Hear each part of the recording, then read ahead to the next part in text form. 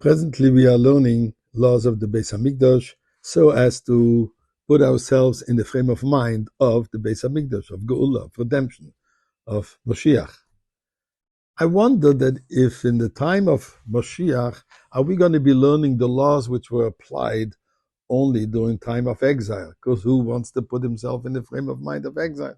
Unless maybe for point of memory, as the Friedrich Rebbe once said, when Mashiach will come, Benken will be longing for the time of Golus because there's things that can't be accomplished. But Rabbeinu Shalom, at this point, we do not miss it. We want to have Mashiach. Nevertheless, at the moment we are standing now, we're still in exile.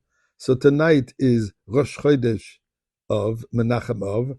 We'll discuss some of the laws pertaining those coming 9 days. But as I said, this will be laws of the past.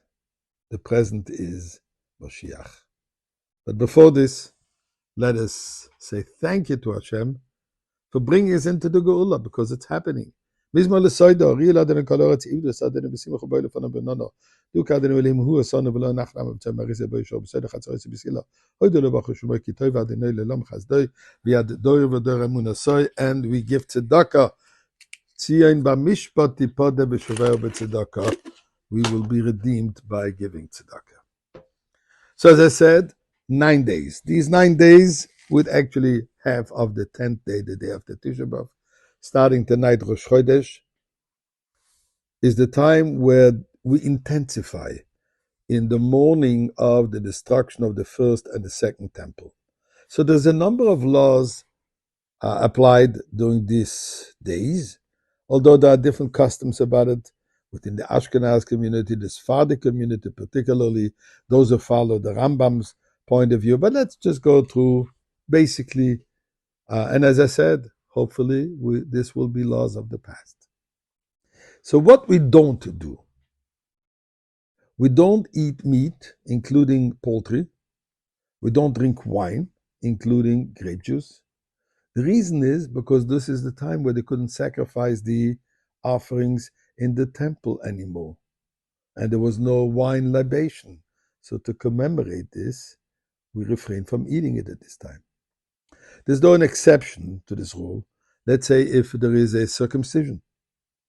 It's called a meal Sudas Mitzvah. A Suda, a meal of celebration of a mitzvah. Circumcision, bar mitzvah. There can be weddings because we're not supposed to do any weddings at this time. There can be engagements, but there's no party with it. It's not called a Sudas Mitzvah. Pidin Ben is called a Sudas Mitzvah, the redeeming of a firstborn on the 30th day. And also the completion of a tractate of the Talmud. And in fact, the Rebbe encourages that we should listen every day of those 9 days, in fact, including till Tu B'Av, till the 15th day of the month of Av. Every day we should listen, participate to someone making a siyum, as it's called, learning a completion of a tractate. You can do it online. Chabad.org has online. There is every Chabad has many shuls. At one point it was on the radio. You can tune in, you can look for it, you'll find it. But the easiest will be Chabad.org.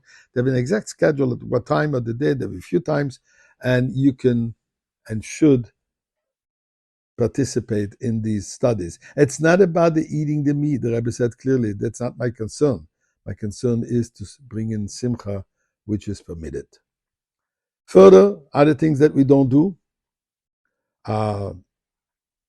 we don't launder our clothing, except for babies' needs. That's a different story. And this is even if they will not be worn during those days.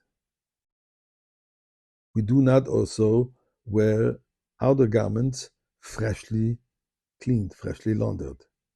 Now, if you want to wish every day a shirt, etc., dress, whatever you have, make sure that today, before Rosh Chodesh, you wear these clothing for a few minutes, and then it's not considered fresh anymore, and you're allowed to put it on during the 9 days. Further, we do not go swimming or bathe for pleasure.